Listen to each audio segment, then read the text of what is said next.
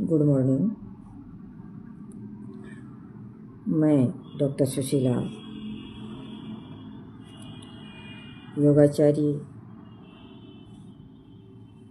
Singer, आप सभी के समक्ष आज मैं फेसबुक और यूट्यूब के लाइव सेशन में न्याय दर्शन के बारे में कुछ चर्चा करूँगी। न्याय दर्शन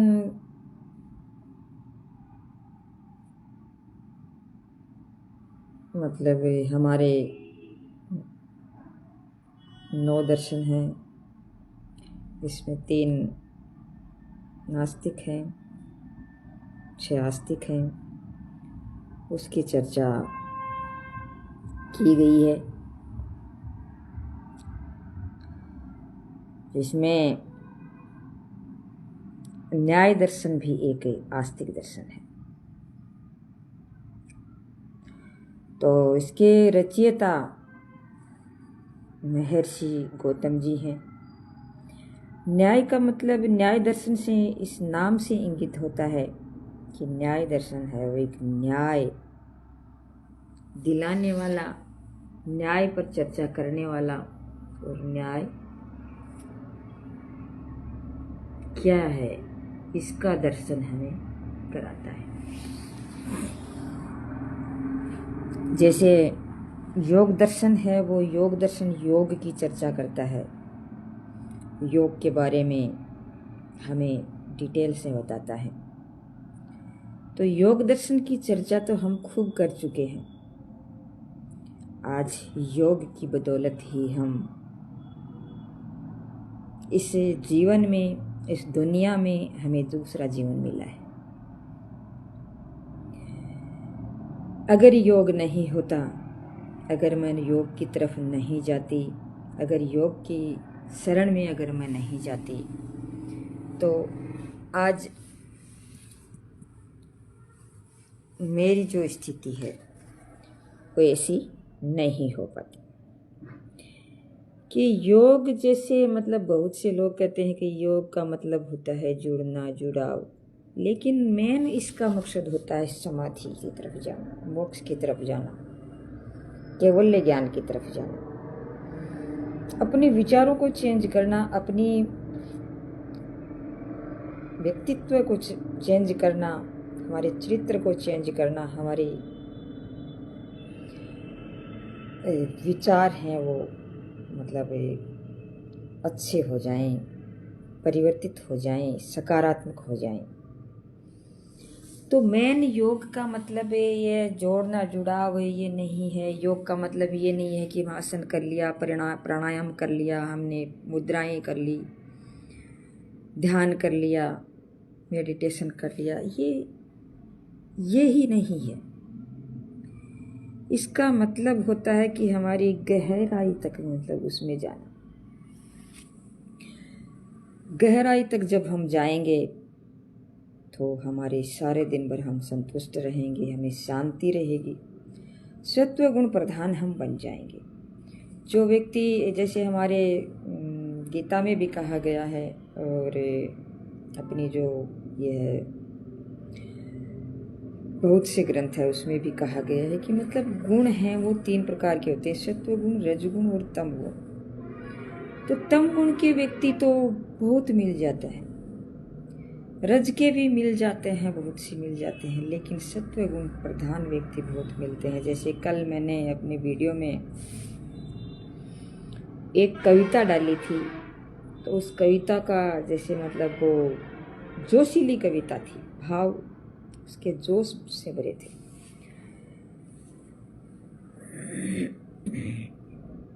कि तुम दूध मांगोगे तो हम खीर देंगे, कश्मीर मांगोगे तो हम चीर देंगे, एटम बम मतलब लाहौर से गुजरेगी हमारी गंगा,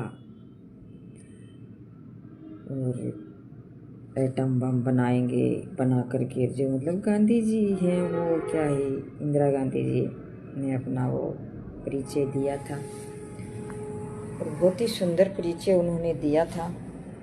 तो वो ये मान लो कि मेन इसमें ये है कि वो जोशीली कविता थी, जोशीला भाषण था, जोशीला स्पीच था, लेकिन मैं उसको एक नॉर्मल और साधारण व्यक्ति की तरफ उसको उसमें बोला गया। तो उसका मतलब यही होता है कि जैसे रजगुण प्रधान व्यक्ति होता है तो वो अपने जोश और आवेश में आते हुए वो उस कविता को या उस स्पीच को बहुत ही खूंखार तरीके से बोलते हैं। हालांकि मैं भी बोल सकती हूँ, ऐसी कोई बात नहीं, लेकिन ये मतलब अमूमन मतलब ये चीज़ आ जाती है कि शांति से मैंने इस कविता को बोला था। तो कहीं न कहीं ये मानती हूँ कि मैं जैसे, हालांकि जन्म से भी मैं ऐसी नहीं हूँ, लेकिन मेरे अंदर सत्व गुण प्रधान जो है ज़्यादा देखने को मिलता है।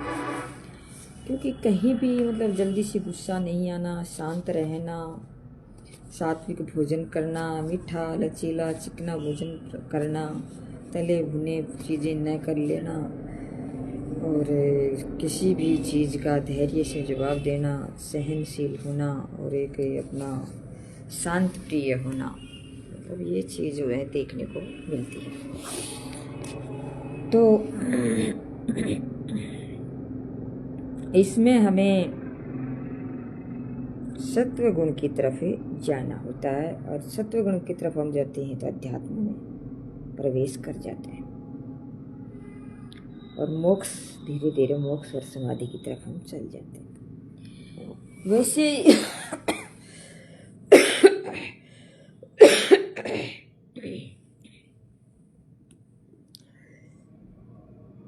वो जो योग है उसको प्राप्त करके दूसरा जीवन मिला है मुझे,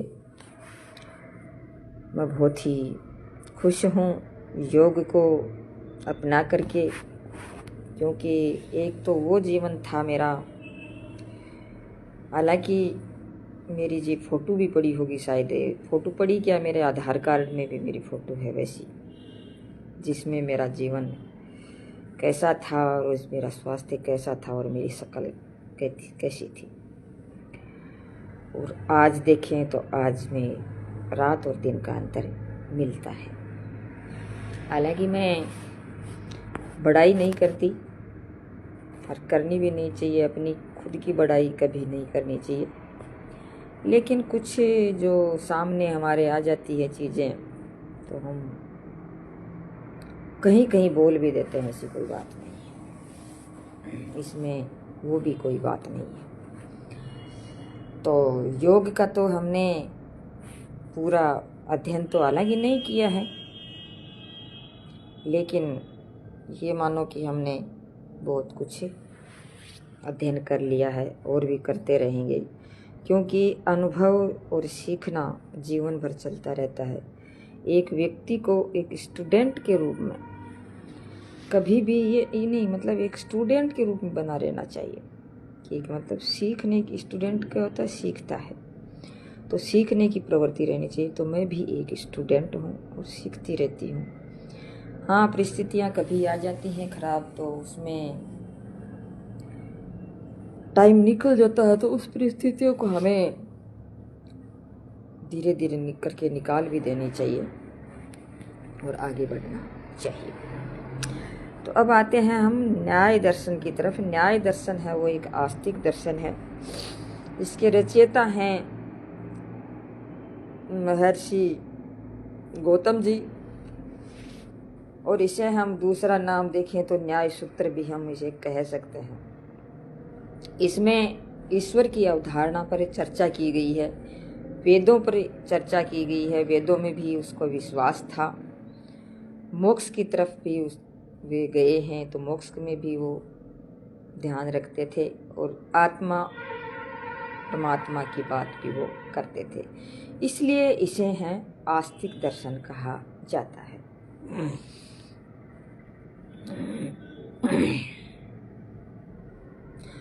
विशेष तौर से इसमें मोक्ष की प्राप्ति, अध्यात्म की प्राप्ति, समाधि की प्राप्ति, मतलब वही बात है, सत्व गुण प्रधान बनाने का काम इस न्याय दर्शन में किया जाता है। व्यक्ति को ऐसा बनाया जाता है न्याय दर्शन में, जैसे हमारी न्यायपालिका में जब न्याय किया जाता है तो अगर वो न्याय दर्शन के आधार पर जब हम करते हैं तो उसी व्यक्ति को सीढ़ी दर सीढ़ी उस अध्यात्म की तरफ और न्याय दर्शन की तरफ भेजते हैं। और इसमें धीरे धीरे उसमें इम्प्रूवमेंट किया जाता है, सुधार किया जाता है और उसको आगे बढ़ाया जाता है। आज देखो जैसे जेल वगैरह हैं, ऐसी संस्थाएं हैं जहाँ तो वहाँ भी जो जेलर जो भी वहाँ वर्कर काम करते हैं लोग, वो क्या करते हैं या प्रशासन है वो भी जो मतलब वहाँ अलग अलग प्रकार की जो मतलब कैदी होते हैं उसे बहुत कुछ वर्क करने के लिए दिया जाता है, उसे सिखाया जाता है, उसे अनुशासन सिखाया जाता है, डिसिप्लिन सिखाया जाता है, उसे हर प्रकार की स्थिति में ढाला जाता है।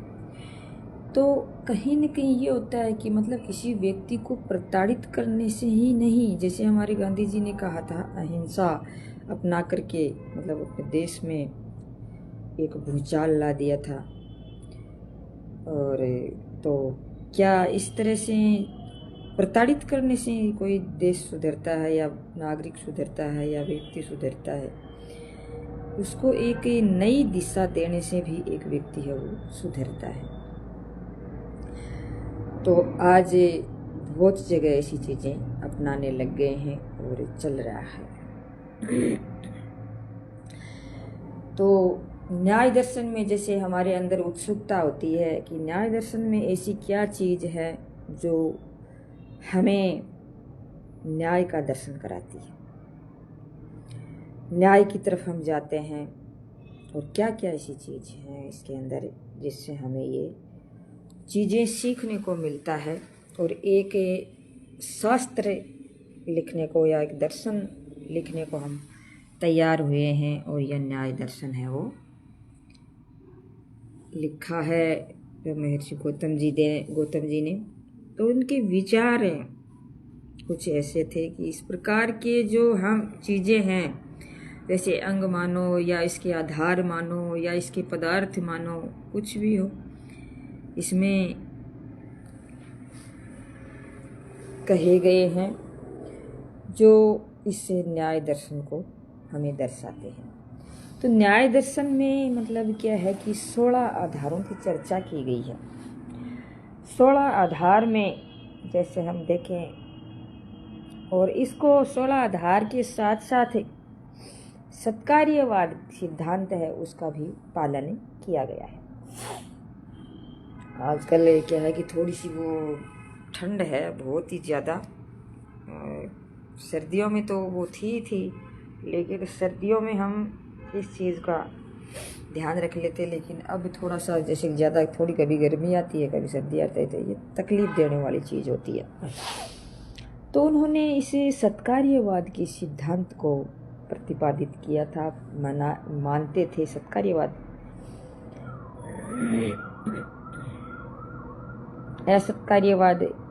सत्कार्यवाद इस प्रकार से उन्होंने इसके बारे में भी चर्चा की थी।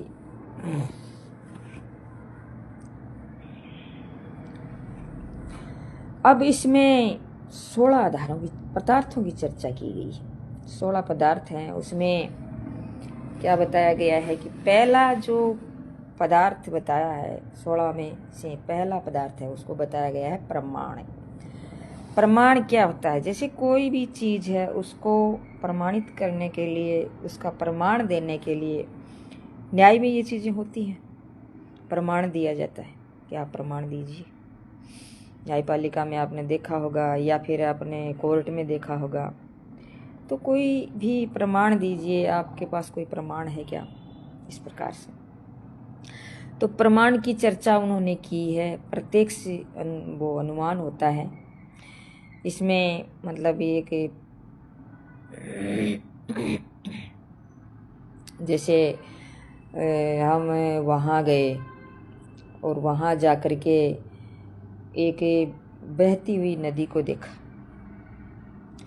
और फिर वापस आकर के हमने कहीं ये बताया कि मैंने वहाँ जा कर के एक बहती हुई नदी को देखा, तो कभी लोग कहते हैं कि आप इसका प्रमाण दीजिए, प्रमाण दीजिए। तो वहाँ से हम फ़ोटो लेकर के आएंगे, कैमरे से फ़ोटो लेंगे और फ़ोटो लेकर के उसको दिखाएंगे, ये देखो प्रमाण है। और साथ में आप अपनी फ़ोटो रख सकते हैं, अपने साथ वो नदी की फ़ोटो लेकर के उसको दिखा देंगे, तो ये प्रमाण हुआ।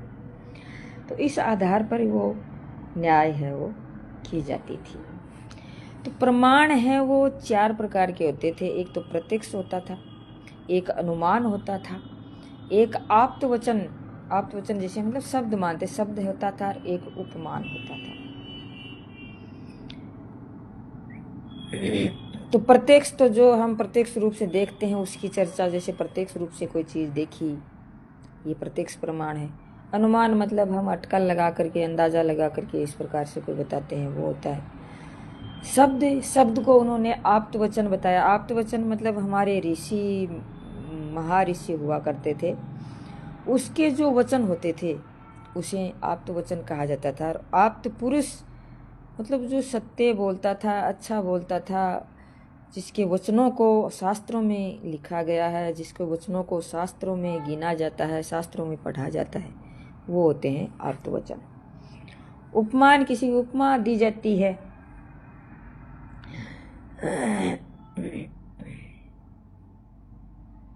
सॉरी, इसके बारे में मैं थोड़ा सा कंफ्यूज हूँ उपमान के बारे में। तो जब कभी भी मेरे पास उपमान की कोई मैं देखूँगी तो आपको क्लियर कर दूँगी। जिस प्रकार से कल मैंने अपने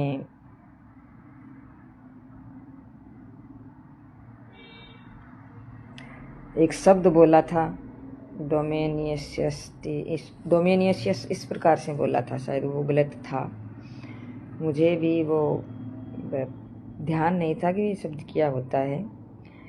जो मतलब ये सुभाष चंद्र जी बोस ने वो स्वीकार नहीं किया था, पूर्ण स्वराज जी की, तो उसमें डोमेनियन होता है वो। तो वो क्या होता है कि दूसरे देश है, वो दूसरा देश वो अपने देश पर मतलब एक नाम मात्र का वो एक डोमेनियन के रूप में उसे मतलब एक राजा या राजा बनाया जाता है। हालांकि काम हमारे देश में चलता है लेकिन वो बनाया जाता है, उस प्रकार से ये होता है। तो मैंने उनको थोड़ा सा वो ध्यान नहीं था, इसलिए डोमेनियन होता है वो। तो ये 4 बताए हैं प्रमाण। अब आता है प्रमेय। प्रमेय भी में एक न्याय का क्या है, पदार्थ है, एक मतलब भाग ही बोलते हैं इसे, एक अंग बोलते हैं, या फिर एक इसका एक मान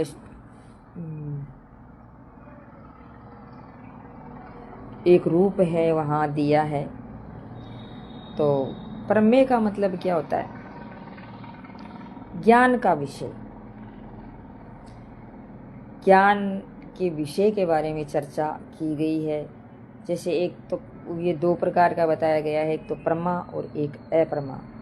तो प्रमा है वो वास्तविकता पर आधारित ज्ञान होता है, और अप्रमा है वो रॉन्ग नॉलेज होता है, गलत नॉलेज होता है, अवास्तविकता पर आधारित ज्ञान होता है। इसके बारे में उन्होंने ज्ञान के विषय के बारे में इसी मतलब न्याय दर्शन में चर्चा की गई है। छोटा छोटा मोटे मोटे रूप में, जैसे हम कोई चीज़ अपने कोर्स में जब हम इसके बारे में अगर आ जाए तो हम लिख सकते हैं। ऐसा थोड़ा सा अपना ज़्यादा डिटेल भी नहीं, नॉर्मल सी चर्चा हम कर लेते हैं, ताकि ज़्यादा डिटेल में नहीं जाएंगे, तो ऐसा हम थोड़ा थोड़ा हम उसमें लिख सकते हैं। उसके बाद में आता है तीसरा जो पदार्थ आता है, संशय, मतलब डाउट, संदेह। जैसे किसी चीज़ में, जैसे अपन ने देखा कि भाई घी है, आज दूध है, तो उस दूध में जैसे पानी हो, या घी में जैसे डालडा घी मिलाया हुआ हो, तो वो चीज़ हमें उसमें डाउट हो जाता है, शक हो जाता है कि ये दूध है उसमें पानी है, या ये मतलब घी है इसमें डालडा घी मिलाया हुआ है। तो ये इन प्रकार के जो वो संशय हैं, वो न्याय में, जैसे न्याय दर्शन में इसमें संशय किया जाता है और उस संशय को, संदेह को दूर किया जाता है। तो इसको भी एक इस न्याय दर्शन के अंदर रखा गया है। मतलब ये कोई भी चीज़ है उसमें संदेह करना ज़रूरी होता है। उसमें देखें कि मतलब ये सही है या नहीं है। अगर सही नहीं है तो हम उसे सही करने की कोशिश की जाती है। तो इस संशय के बारे में भी एक पदार्थ के रूप में इसे चर्चा की गई है। प्रयोजन, प्रयोजन का मतलब होता है उद्देश्य की प्राप्ति। जब हम न्याय करने चले हैं तो न्याय करेंगे तो कहीं न कहीं एक कोई उद्देश्य तो हमारा है, कहीं न कहीं कोई तो प्रयोजन है जिसके माध्यम से हम उस न्याय करने चले हैं। तो कोई न कोई उद्देश्य होता है या कोई न कोई कारण होता है जिसमें हम उस उद्देश्य की प्राप्ति हम कर सकते हैं। तो इस प्रयोजन के माध्यम से उद्देश्य की प्राप्ति करते हैं। तो ये भी एक पदार्थ के रूप में हमें इसमें अपनाया जाता है। तो ये भी एक पदार्थ है। चौथा, दृष्टांत। दृष्टांत की चर्चा भी इस न्याय दर्शन में की गई है। दृष्टांत जैसे मतलब पीछे की चीज़ों का उदाहरण देना, पिछला जो अनुभव है उसका उदाहरण देना। जैसे अभी मैंने आपको उदाहरण दिया था कि परसों मैंने जो वीडियो डाला था उसमें जो डोमेनियन जो शब्द है, पूर्ण स्वराज्य, उस शब्द को मैंने गलत बोला था नाउन, तो उसको क्लियर करना है। तो आज उसका मैंने उदाहरण दे करके, दृष्टांत दे करके और आपके समक्ष ये चीज़ है वो पुट की है। तो एक ये दृष्टांत भी होता है, उदाहरण के रूप में हमें इसे बनाना होता है। पिछली जो सीख होती है या पिछला जो हमारा वो अनुभव होता है उसको प्रस्तुत करना होता है। तो इस दृष्टांत के बारे में भी न्याय दर्शन में चर्चा की गई है। और छठा है सिद्धांत। इस न्याय दर्शन के कुछ नियम हैं। सिद्धांत मतलब उसके नियम बनाना, किसी चीज को प्राप्त करने के लिए महापुरुषों के द्वारा, आप्त वचनों के द्वारा, आप्त पुरुषों द्वारा जो नियम बनाए गए हैं उसके अनुसार चलना, ये एक सिद्धांत इस न्याय दर्शन के अंदर दिया गया है। अवयव, अनुमान के पदार्थ। अनुमान के पदार्थ भी इस न्याय दर्शन के बारे में, न्याय दर्शन में बताया गया है कि अनुमान के जो पदार्थ हैं उसके बारे में भी इसमें चर्चा की गई है। अब ये मानी अनुमान लगाना कोई भी चीज़ का। अनुमान के जो पदार्थ हैं उसे हम अवयव कहते हैं। तर्क, तर्क है वो 8वां इसका पदार्थ है, इसका अंग है। अपनी बात को प्रमाणित करने के लिए तर्क दिया जाता है। मतलब कोई भी चीज़, जैसे मैंने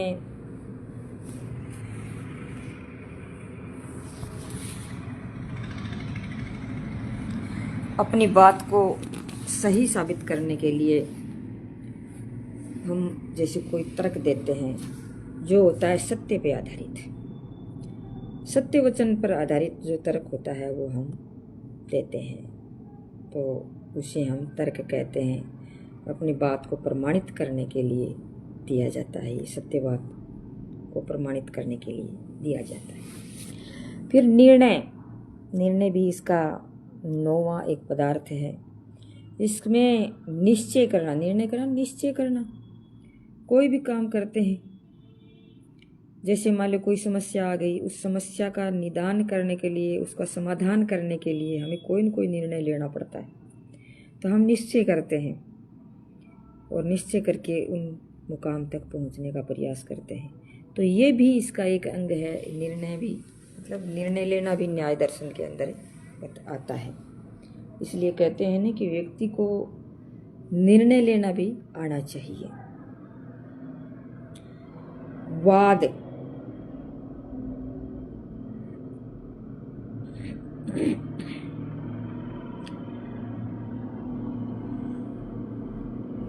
और तर्क को वैसे भी, जैसे कई तर्क वितर्क को मतलब वैसे भी गलत एक अर्थ में भी लेते हैं, झूठे तर्क भी कर लेते हैं, सत्य तर्क भी कर लेते हैं, लेकिन उसका कोई न कोई मतलब हो, सकारात्मक मतलब होना जरूरी होता है। अब आता है वाद। वाद क्या होता है कि तर्कपूर्ण हो लेकिन सत्य पर आधारित हो। वाद है, जैसे वाद विवाद करते हैं लोग, संवाद करते हैं, वाद होता है वो पूर्ण रूप से तर्कपूर्ण और सत्य पर आधारित होना चाहिए, तो इसको वाद कह सकते हैं, वाद किया जाता है। और बाकी ये 10वां है पदार्थ। 11वां पदार्थ है वो है जल्प।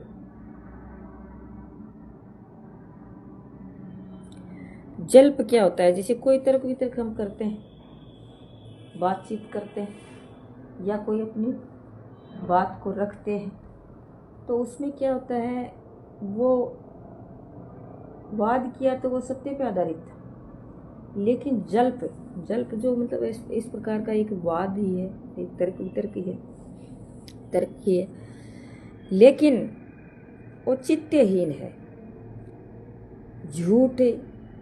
झूठा, प्रमाणहीन है। ये जल्प है, इसका कोई प्रमाण नहीं है, ये कोई इसका औचित्य नहीं है, झूठा है, इस पर कोई विश्वास नहीं किया जाता। ये कहते हैं ना कि बकबक करता है, इस प्रकार से कई व्यक्ति बकबक बकबक करते हैं, ये होता है, तो जल्प बोला जाता है उसे। वितंडा, वितंडा भी 12वां न्याय का एक मतलब पदार्थ है, जिसमें ये भी एक प्रकार का तर्क वितर्क ही है, एक प्रकार का वाद ही है, लेकिन इसे वितंडा क्यों कहा है, ऊपर वाले को जल्प ही क्यों कहा है, क्योंकि वो औचित्यहीन है, झूठा है, प्रमाणहीन है। वितंडा को वितंडा क्यों, तो वाद कह देते, तो वितंडा क्यों कहा है। लेकिन इसमें क्या होता है कि व्यक्ति की बातचीत करने का जो तरीका है, वार्तालाप का जो तरीका है, वो झगड़ालू प्रवृत्ति का है, दुष्टता का है, अपने को जीतने की प्रवृत्ति उसमें होती है कि किसी का क्या ही हो, कुछ भी हो, बिगड़े कुछ न हो और हो, मेरा कुछ नहीं बिगड़ना चाहिए, मैं सही होना चाहिए, चाहे मैं झूठा भी क्यों ना हो, मैं झगड़ करके भी क्यों ना करूं, लेकिन मैं जीतना मैं ही चाहिए। तो उसे इसलिए वितंडा उसे कहा गया है, जो तो झगड़ालू प्रवृत्ति होती है। और झगड़ालू प्रवृत्ति हमारे देश में बहुत व्यक्ति मिलते हैं, झगड़ करके या गुस्सा कर करके मतलब इस पर अपना हाव भाव अपने वो हाव पाव जमा लेते हैं। प्राय महिलाओं के साथ पुरुष से जरूर करते हैं, मतलब उसको दबाने के लिए वितंडा है इस प्रकार की जो वो अपनाते हैं। हालांकि सभी नहीं अपनाते, बहुत से लोग सुलझे हुए भी बहुत होते हैं, लेकिन ये न्याय दर्शन है, इस वितंडा को, इस प्रकार के वाद विवाद को, इस प्रकार की वार्ता को, इस प्रकार की चर्चा को, इस प्रकार के विचारों को न्याय दर्शन है वो गलत मानता है, इसलिए इसे वितंडा नाम दिया है। हेत्वाभास,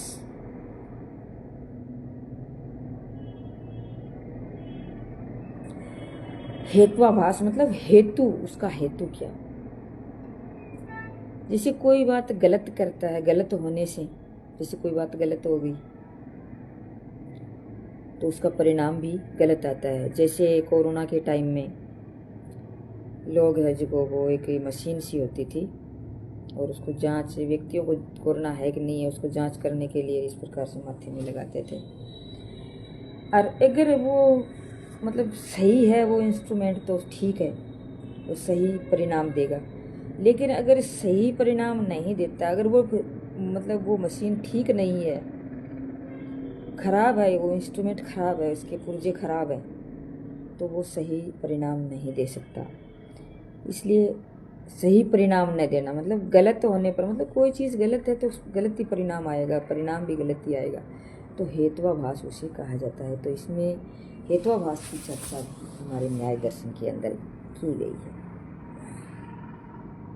जैसे वेट मशीन गलत है, खराब है, तो हमारा वेट वो गलत आएगा, सही नहीं आएगा, जितना वेट हमारा है उतना नहीं आएगा। उसके बाद में ये 13वां है हेत्वाभास, फिर 14वां है छल। लोग इस दुनिया में छल, कपटी, चुगलीबाज, चुगलखोर और अलग अलग प्रकार के व्यक्ति मिलते हैं।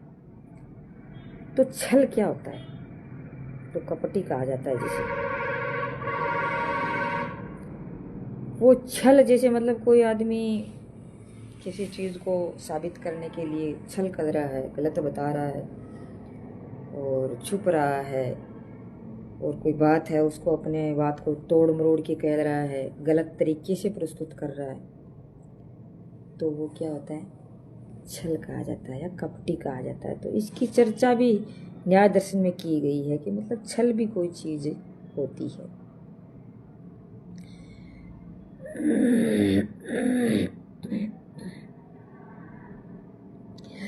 अब जाति में क्या आता है? जाति की चर्चा भी इसमें की गई है कि न्याय दर्शन में कहा गया है कि जाति के मतलब बताया गया है कि समानता और असमानता, मतलब एक छोटा व्यक्ति, एक बड़ा व्यक्ति। तो छोटा व्यक्ति है, अगर कोई चीज़ गलत करता है तो छोटा व्यक्ति को भी सज़ा मिलती है। अगर बड़ा व्यक्ति गलती करता है तो बड़े व्यक्ति को भी सज़ा मिलती है। अगर छोटा गलती नहीं करता है तो उसको सज़ा नहीं मिलती है। अगर बड़ा व्यक्ति गलती नहीं करता है तो उसको भी सज़ा नहीं मिलती है। तो यहाँ समानता और असमानता की चर्चा की गई है। अच्छा काम करता है या बुरा काम करता है, इन दोनों में डिफरेंस बताया गया है जाति में। मतलब उसको जाति का कोई उसमें नहीं है, छोटी जाति बड़ी जाति कुछ भी हो, उसमें क्या है कि न्याय में एक सबको समानता और असमानता का अधिकार है। फिर आता है ये 15वां है जाति, और 16वां आता है निग्रह स्थान। निग्रह का स्थान वो है पराजय का स्थान बोला गया। जैसे पराजय, जय पराजय इस प्रकार से होती है, तो निग्रह स्थान वही है जो पराजय का स्थान है। उसके बारे में भी इस न्याय दर्शन में चर्चा की गई है। तो न्याय दर्शन हमें बहुत कुछ सिखाता है। 16 आधारों के माध्यम से एक व्यक्ति को और परिपूर्ण बनाता है, उसे मोक्ष की तरफ ले जाता है, उसको दिशा देता है, उसको निर्देश देता है, उसे उद्देश्य प्राप्ति की तरफ भेजता है और उसको लक्ष्य की तरफ भेजता है। और कि तेरा लक्ष्य क्या है, तूने इस दुनिया में जन्म लिया है तो क्यों लिया है, तुम्हारा क्या औचित्य है, तुम क्या करना चाहते हो, एक तो गलत व्यक्ति बनना चाहते हो या अच्छा व्यक्ति बनना चाहते हो, या फिर तुम्हारा क्या विचार है, तुम्हारे अंदर कैसे तुम्हारा व्यक्तित्व है, कैसे इसको तुम्हें सुधार की तरफ लाना, इम्प्रूवमेंट लाना है। ऐसे धीरे धीरे करके एक न्याय दर्शन में इन चीज़ों की चर्चा की गई है। तो न्याय दर्शन भी जैसे कभी कभार जैसे अपने जो नेट वेट इस प्रकार की जो एग्ज़ाम होती है योग में और भी बाकी न्याय दर्शन बहुत से ऐसे सिलेबस होते हैं उसमें दी हुई होती है। तो उसके बारे में जैसे कोई पूछा जाए तो इतने इस 16 आधारों के बारे में विशेष तौर से इसमें मोटी मोटी चीज़ की चर्चा की गई है। तो इसका आप ये देख करके इसके बारे में आप कुछ लिख देंगे तो आपको सूटेबल या अच्छे अंक प्राप्त हो जाएंगे। तो और आपको इस न्याय दर्शन के पढ़ने से, न्याय दर्शन को सुनने से आपको मतलब एक नई दिशा भी मिलेगी, नए विचार मिलेंगे और नई खोज मिलेगी, नया आविष्कार भी मिलेगा और आप एक अपने लक्ष्य की प्राप्ति तक पहुंच जाएंगे, मोक्ष की तरफ पहुंच जाएंगे। तो ये कुछ ही है जो न्याय दर्शन का जो चर्चा मैंने आपके समक्ष की। अब मैं अपनी वाणी को विराम देती हुई डॉक्टर सुशीला योगाचार्य चूरू से। धन्यवाद देती हूँ सभी को। जय हिंद, जय भारत।